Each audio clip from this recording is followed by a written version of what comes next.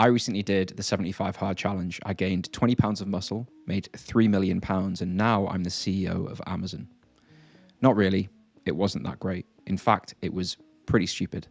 And that's why I'm doing it again.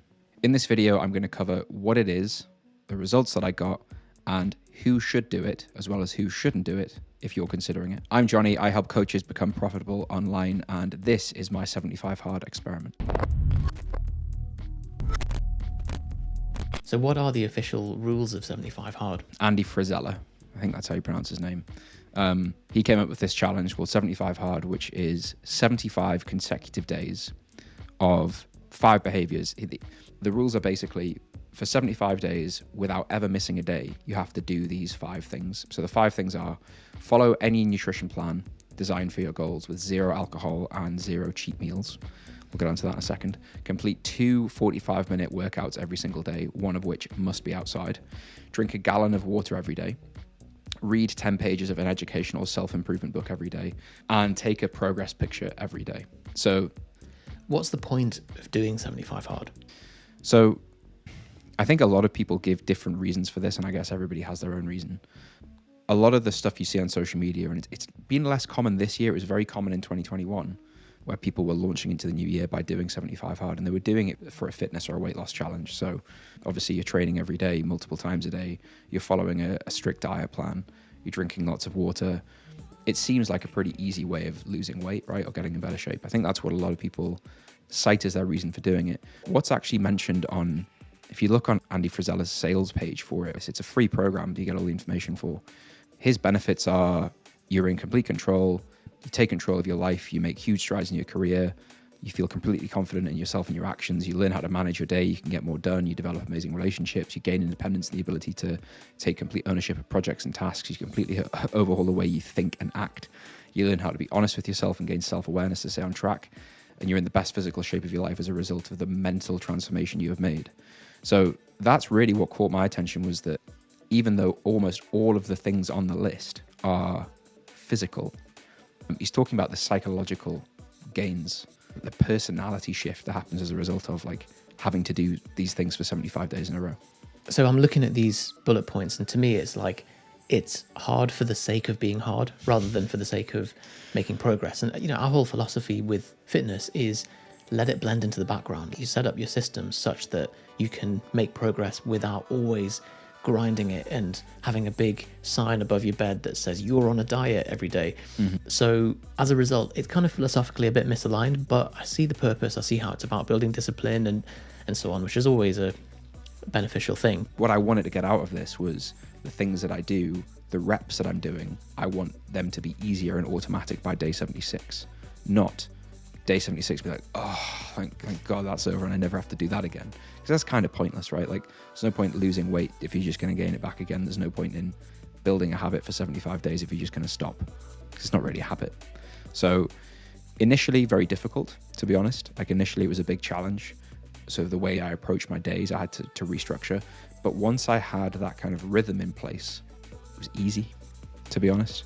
So sort of 2-3 weeks in, it just became the new normal. So that allowed me to run it for the rest of the 75 days. And aside from the odd social thing or like night away, it was a lot easier than I was expecting it to be. If you just fully decide like, I am going to do this, you can really apply your mind to overcome probably bigger obstacles than you previously thought. So a lot of those things are mental benefits, which is what the creator of 75 Hard, I think, is really trying to do with the challenge, which is cool. It's the cliche of 99% is difficult, but 100% is easy. That once you've fully committed yourself to something, all the voices of resistance drop away because this is what we do now.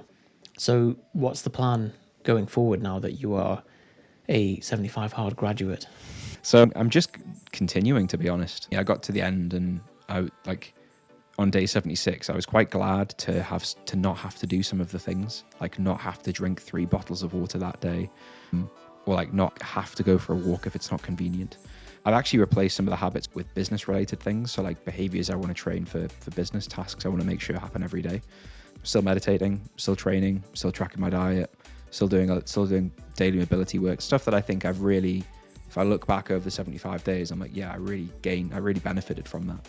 Dropped out the stuff I didn't benefit from, and I'm just trying to maintain the same momentum.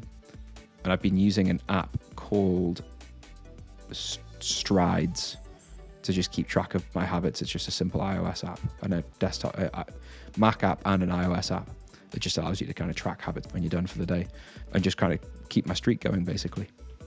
Nice. 75 hard to Return of the Prophet. Exactly. Yeah, that's exactly it. How did you know that was the name? Yeah, we should trademark that. Amazing. So would you recommend it to other people? I would recommend doing some kind of habit challenge with your friends.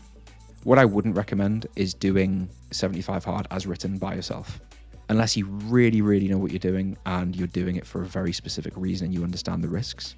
Following most of those things, doing most of that list every day for the average person, for most people, is bordering on dangerous. And I think everything from creating a fairly unsustainable attitude to food to injuring yourself, you don't have to do it like that. You can get the same benefits from picking, like, I want to train these 5 habits because I've always wanted to do them, and doing it with some accountability. I would recommend doing that.